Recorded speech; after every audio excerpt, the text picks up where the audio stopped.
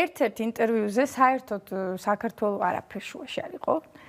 ერთ-ერთ ინტერვიუზე ვარ წასული როგორც ჟურნალისტი და საერთოდ domestic affair, ანუ შიდა საქმეები ამერიკის ამას განვიხილავთ და ერთ-ერთ FBI-ის აგენტთან მაქვს ეს ინტერვიუ, რომელიც დღეს ჩემი კარგი ახლობელი მეგობარია, მაგრამ მაშინ ესე არ ვიცნობდი.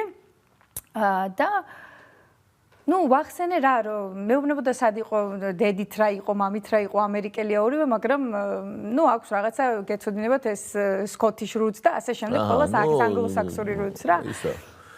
შოტლანდიური ფესვები. კი ბატონო. და ამაზე ვსაუბრობ და ამაზე ვთქვი მეც, რომ მე ქართული ფესვები მაქვს from Georgia და შემომხედა და გაიღიმა. მე თქვენ პრეზიდენტს ვიძიებდიო.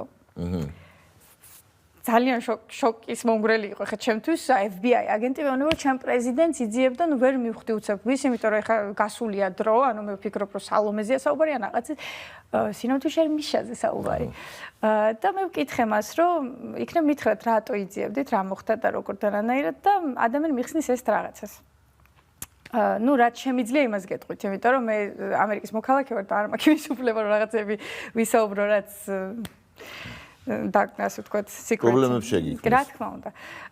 გეტყვით იმას, რაც შემიძლია რომ ვთქვა. მოკლედ მეუბნება ეს რაღაცას, რომ დაიქირავეს ისრაელის წარმომადგენლებმა, რომ მიშა გამოეწიათ და რა თქმა უნდა, ხა FBI-ის აგენტი არავის სულელი არ არის და 25 წელი FBI-ში გატარებული ადამიანს და ამის garda plus 10 წელი აქვს როგორც დამოუკიდებელი investigator, ასე ვთქვათ, დამოუკიდებელი გამომძიებელი, კი ბატონო. და რა თქმა უნდა პირველი რაც გააკეთეს სანამ მიშას მისდგებოდა გამოიძა ვინ დაიქირავა.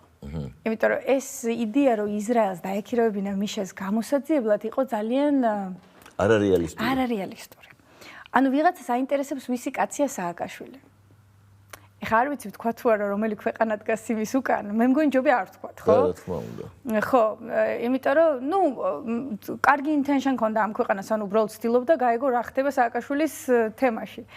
ერთ-ერთმა ქვეყანამ ესე ვთქვათ.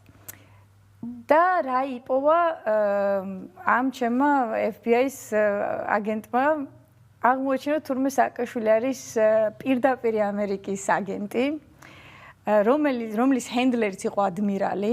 ჰენდლერი გადავთარგმნით ქართულად, ანუ ჰენდლერი არის როდესაც ვინც გადაიბირა.